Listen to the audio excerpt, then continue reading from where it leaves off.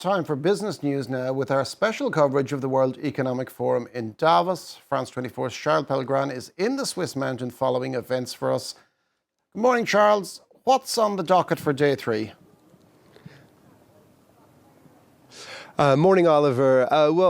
Today we're going to focus on Ukraine once again, especially after Volodymyr Zelensky's speech on Tuesday, where he really made a strong plea to Europe to support Ukraine in its war against Russia. This obviously happening almost 3 years on after the start of the full-scale invasion. The Ukraine economy is going through a really tough patch, especially with the attacks on energy infrastructure, but it's proving to be somewhat resilient. The Ukrainian Ministry of Economy is saying they expect growth in 2024 to have gone up 3.6%, with exports specifically going up 15%. So to talk about this more further, I've got Beata Javorcik with me. She's the chief economist at the European Bank for Reconstruction and Development. Beata, what's your assessment of the Ukrainian economy today, almost 3 years since the beginning of that full-scale invasion? The situation in Ukraine remains challenging. Half of the pre-war electricity generating capacity has been destroyed. That means that there are power shortages. Yes, some electricity is being imported, but it comes at higher prices. So shortages plus higher prices make life difficult for business. On top of that, there are big shortages of labor, as 6 million people are outside of the country and many people are involved in the war effort. But on the positive side, the Black Sea export corridor is functioning. Businesses have proven to be resilient and have been adjusting to the situation. And the budget shortfall this year is lower than it was last year. And at the EBRD, we are doing our part, having invested more than 6 billion euros since the beginning of the war. The export sector is a motive for optimism, as you said it, with the export of grains through the Black Sea corridor. What more can be done on the Ukrainian side to boost exports?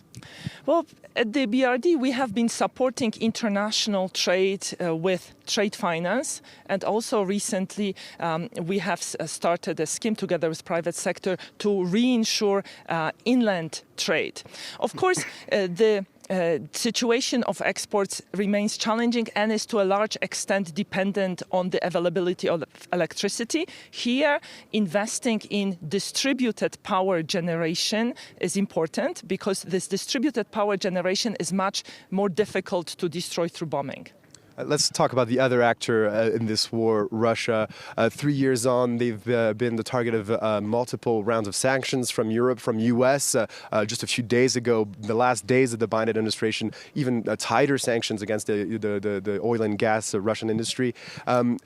Again, would you qualify it as resilient in the face of those sanctions? Well, the sanctions have been taking its toll on the Russian economy.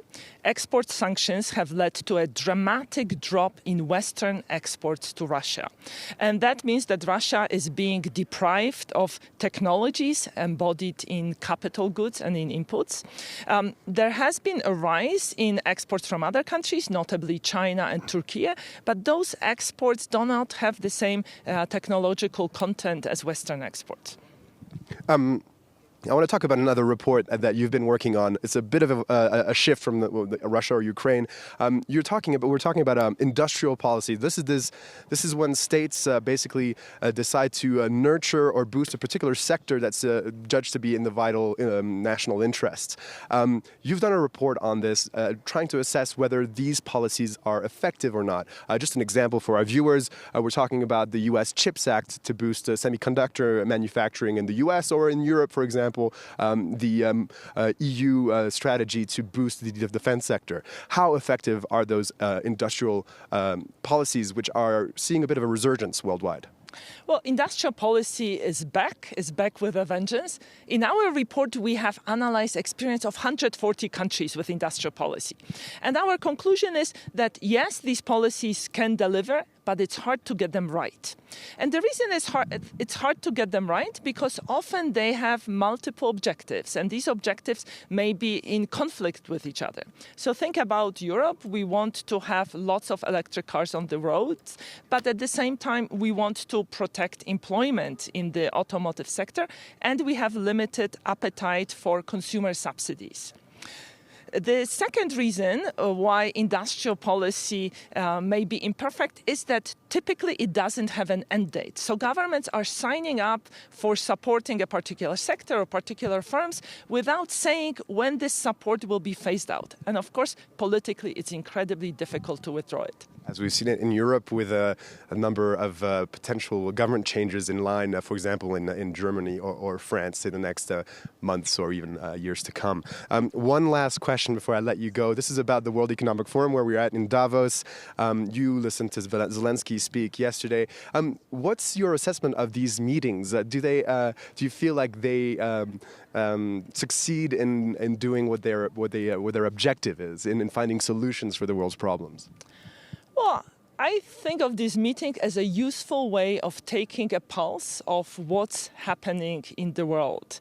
And despite a lot of negativity about the fragmentation, businesses seem to be actually very upbeat, which is something that somewhat surprised me. Beata Javorcik, you're the chief economist at the European Bank for Reconstruction and Development. Thank you so much for sharing your insights on France 24. That's it from me in Davos. Oliver, back to you in the studio. Thank you very much for that, Charles Pellegrin in Davos.